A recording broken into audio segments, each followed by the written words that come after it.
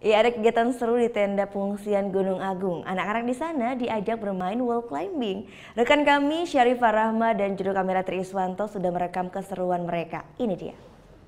Ya, ini dia salah satu permainan yang bisa dimainkan oleh anak-anak yang ada di pengungsi Gor Swecapura. Dan tadi ada salah satu adiknya yang jago banget. Halo, namanya siapa?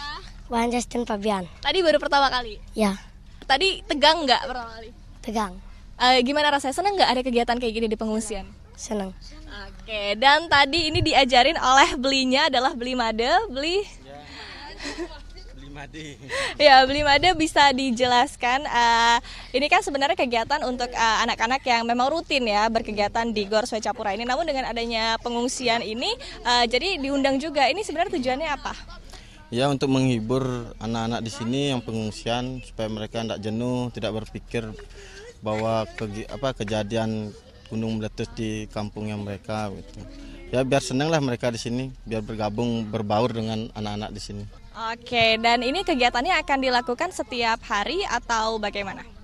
Yang kita lakukan di sini apabila libur seperti hari ini kita lakukan pagi hari, terus hari Minggu juga pagi hari. Untuk hari biasanya bukan di hari libur, setiap sore jam 3:30. Oke, terima kasih Beli Made, dan ini merupakan salah satu dari beragam hiburan ataupun juga permainan yang diajarkan untuk anak-anak yang ada di Gor Swecapura. Selain ini juga ada kegiatan seperti tari menari, kemudian juga ada perpustakaan keliling, di mana ini memang bertujuan agar anak-anak yang ada di posko pengungsian ini dapat terhibur dan juga dapat mendapatkan edukasi. Lebih dari 1.000 pengungsi yang ada di Gor Swecapura dan 150 diantaranya ini merupakan anak-anak. Sementara memang di Gor ini sendiri ada satu posko di mana dalam posko tersebut anak-anak yang dalam usia sekolah ini dapat berpindah sekolah. Tadinya mereka bersekolah di zona bahaya begitu dalam radius 12 km dari kawah gunung. Ini mereka bisa mendaftarkan diri langsung ke sekolah yang ada di sekitar pengungsian.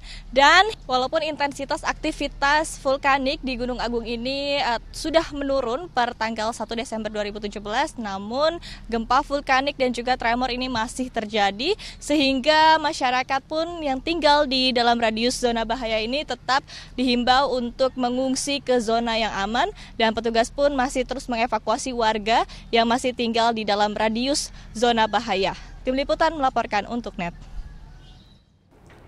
Thank you.